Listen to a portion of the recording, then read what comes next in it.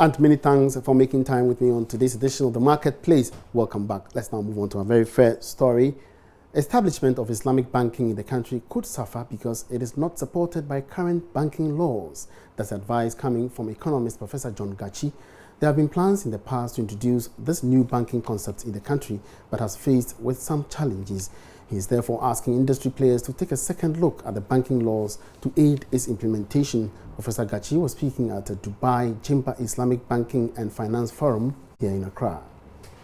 What Nigeria did was to provide a guideline, which is a form of regulatory platform that will allow integration of Islamic banking principles and product and services into the banking space. That is what we should be doing if indeed the central bank and the government of Ghana is willing to introduce Islamic banking in Ghana. In most of these countries which are not Islamic state, but have Islamic banking window operating in those economies, it was actually led by the regulator. The regulator was proactive, saw the benefit, the alternative that Islamic banking could provide to the banking space, and they took the decision. So in some of the areas, the regulator was very frank to indicate that they don't have capacity, they don't have the regulatory framework, and they quickly built capacity and put in place the regulatory platform that actually brought into being Islamic banking product and services in those countries. So I believe that is the proactive nature that our central bank should actually demonstrate, and they also need to provide a roadmap. If you listen to some of the presentation, they are giving assurance as if they have the capacity to give license as it is, and they don't have, because we don't have a regulatory framework for banking. Is highly regulated industry. You cannot give license to people to operate Islamic banking when a very clear regulatory framework is not developed. That must be done, and that is the job of the Bank of Ghana. The managing director of the Electricity Company of Ghana, Engineer Samuel Boachiapia, has called on the international energy appliance company ABB Group to establish a manufacturing plant in the country to produce efficient electronic appliances. This, he noted, will help boost productivity and provide employment. He said this at the launch of ABB's showroom here in Accra. As the demand for electricity increases, it has become necessary to provide innovative and smarter devices that can help in the efficient use of electricity. The Managing Director of Electricity Company of Ghana, Engineer Samuel Boachiapia, said this at the launch of ABB showroom in Accra. He further urged the company to take advantage of the 1D1F initiative by government to establish a manufacturing plant in Ghana. Now they are marketing their products that are being manufactured from other countries, but they should seriously consider looking at the volume of trade or market that they have in Ghana. They should consider setting up a plant in Ghana for the added advantage of, creating employment, technology transfer, foreign exchange, conservation, and having a footprint also in Ghana. There's the favorable investment climate in Ghana now.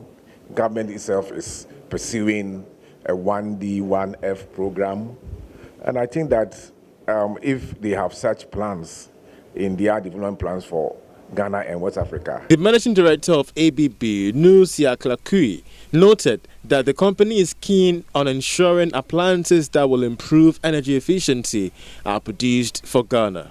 Electronics, we sell to the houses and industries and factories right after they finish building. Electricals is one of those products where you sell before the building starts. And here where you deal with architects, you deal with contractors. The products is about energy efficiency, and then also, if there's a problem in your TV in the house, you wouldn't be affected, your family won't be affected. But if there is a problem in your electricity, it might cause fire, for example. So quality, there is no doubt about quality here. ABB Group is partnering with Electroland Ghana to provide low-voltage electrical appliances to improve efficiency. Alberta BC's report for Joy Business. Let's turn our attention to some stock market news. Now, current challenges facing the Ghana Stock Exchange can be attributed to external environment rather than how the market is being managed. That's according to the acting managing director of the exchange, Ekwafeji. The market has seen most of its key performance indices decline, including returns to investors for half year. But acting managing director Ekwafeji tells Joy Business this is time for investors to get on board because things are going to turn around very soon. He was speaking on the business edition of PM Express on Joy News. To us at this particular time is the type of market that is growing. Why is it so? You did economics. The people who have done economics, they will tell you. They will tell you that when equities are not doing well, you find bond markets doing well. When share prices are down, you find bond markets doing well. And that is exactly what is happening. It is not that the market is not reacting. The market is reacting to so many factors. So, I mean, I want to ask you, what are the main drivers of what is causing this? I mean, markets are driven by 4 key factors. Foreigners will look at political situation. Other investors, foreigners will look at what is happening to the economy as a whole, especially the macroeconomic level, what's happening to inflation, what's happening to interest rates. Those are key. Some will look at the company itself and the products they're dealing with. They're in oil business, they're in the product that is getting a lot of competition, they're in whatever business it is. They'll look at it. Then one thing most people forget to look at, apart from these major factors I'm mentioning, is the microstructure of the market we have. What do I mean by that? In a market where we have few investors, you can count less than 500,000 shareholders. When you go to the CSD, the accounts might be about 1 million, but more than half of that will be in treasurables and the bonds. You have only like 200, 300,000 having equity accounts, that is shares. So that is what we need to concentrate on. Develop that investment culture. But where you don't have many people buying and selling, markets will always remain illiquid. Very key. Because you're not getting anybody buying, you're not getting anybody selling. It's very important to have the two meet in the market. If you don't have the two parties meeting in the market, prices remain stagnant or prices will fall. Especially when you have nobody buying and people just selling. People are selling because maybe they need their money back for whatever reason. People are selling because maybe they want to go and buy a 15% treasury bill. Some will take the contrarian view. And there are so many investors who make a lot of money taking the contrarian view. What I mean by that is that when people are not buying, that is when they buy. And they sell when everybody is buying. This is the time to buy.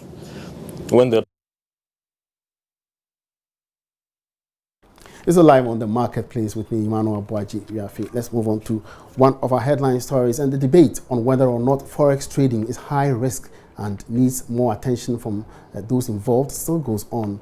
Some have underscored the need to understand the potential risks of Forex trading and discover risk management tools and how to manage your risk when trading on the foreign exchange.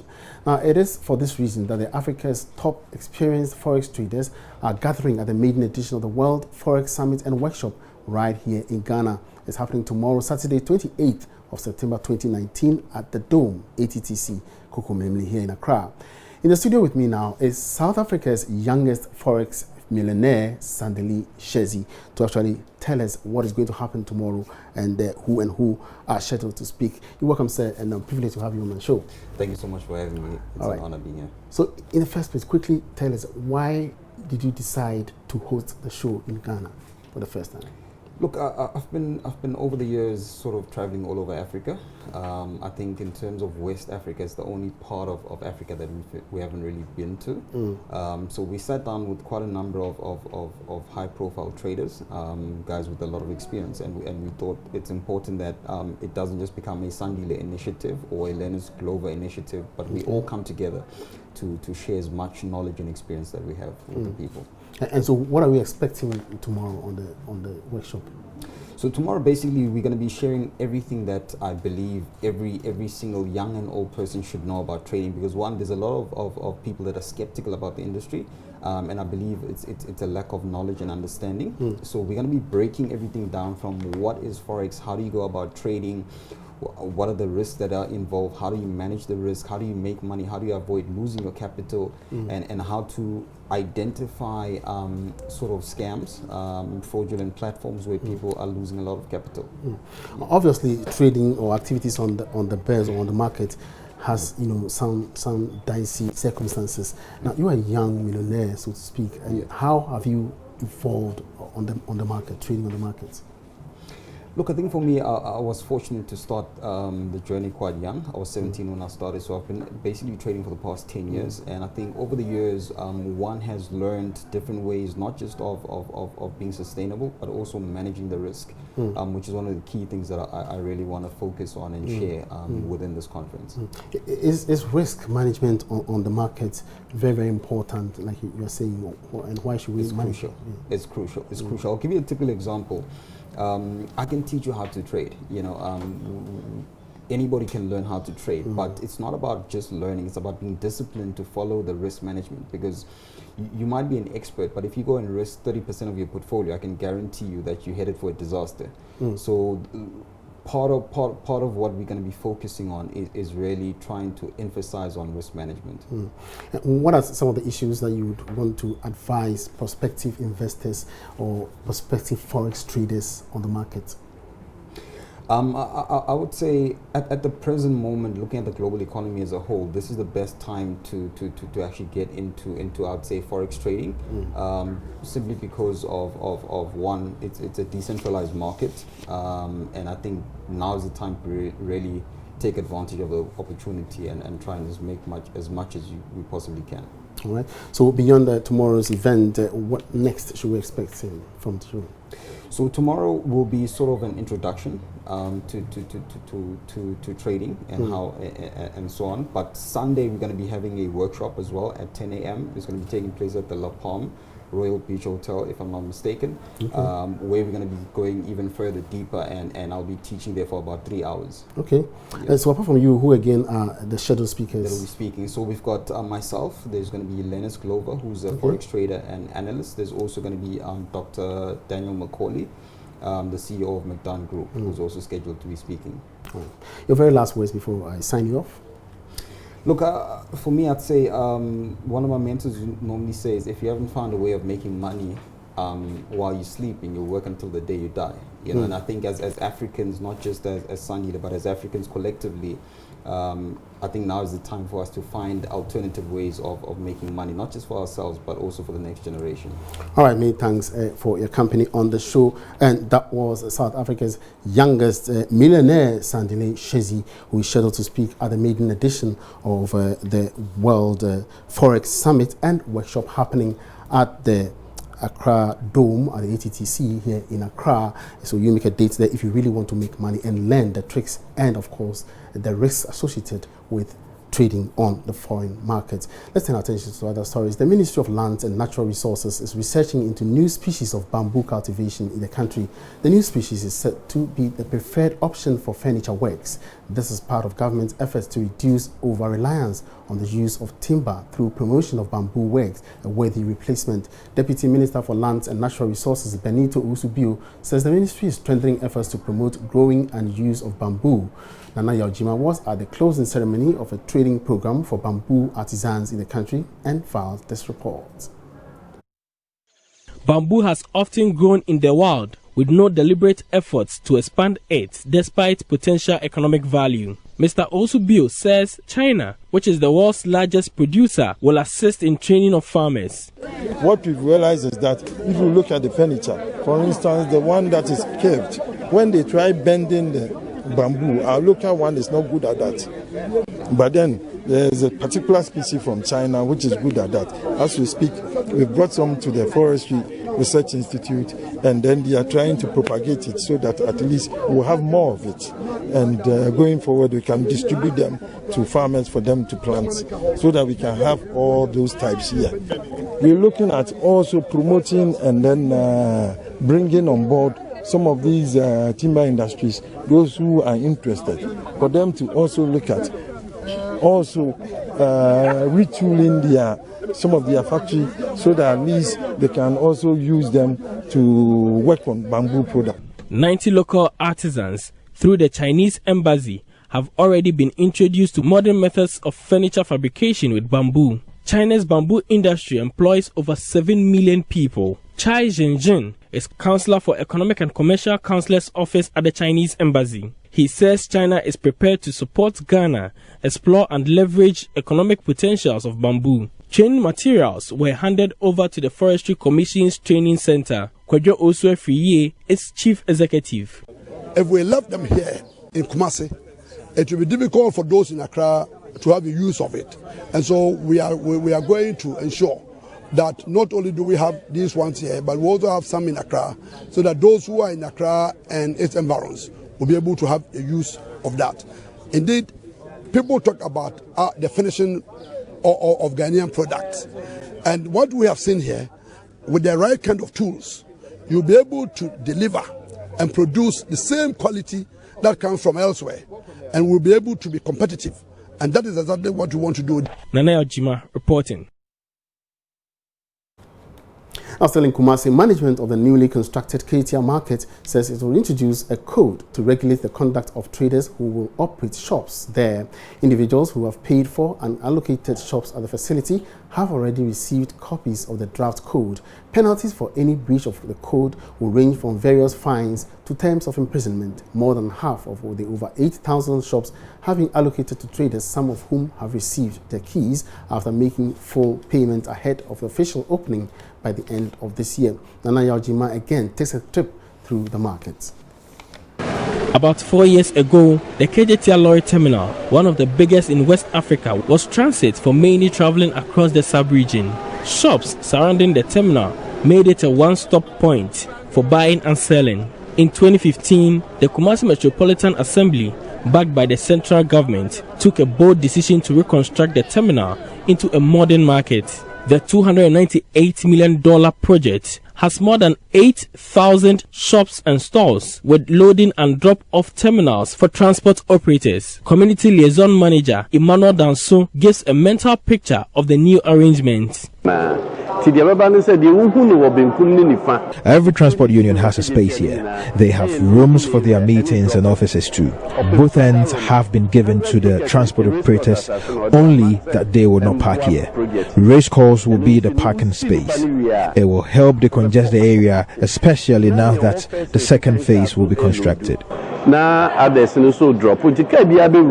The market, probably the biggest in the country, is roofed with nicely designed kente-like material, a sign of the deeply stemmed cultural respect of the people of Kumasi.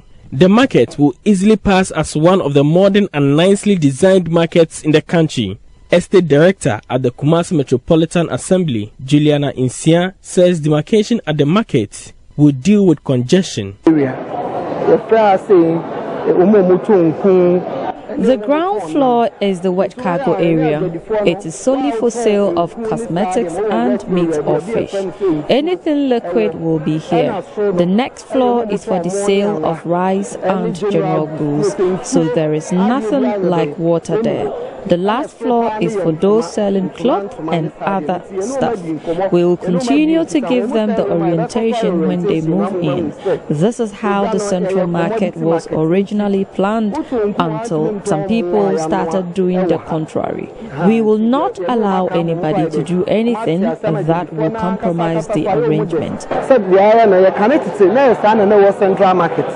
Counters with lockable spaces have been set up for traders whose wares are not enough for them to require shops. Individuals dealing in perishable items have refrigerators in the stores for their storage. Already, some personnel are stationed at posts, with police and fire service taking their spaces fully furnished for effective functioning. The whole market has fire hose connected to pipes to aid water supply for firefighting with installed extinguishers. The market was strategically built with fireproof materials to protect it against unpleasant situations as experienced at the central and other markets. A clinic will operate here for traders and patrons. General Manager for Kumasi Central Market, Olympio Agbuja, assures proper management of the market.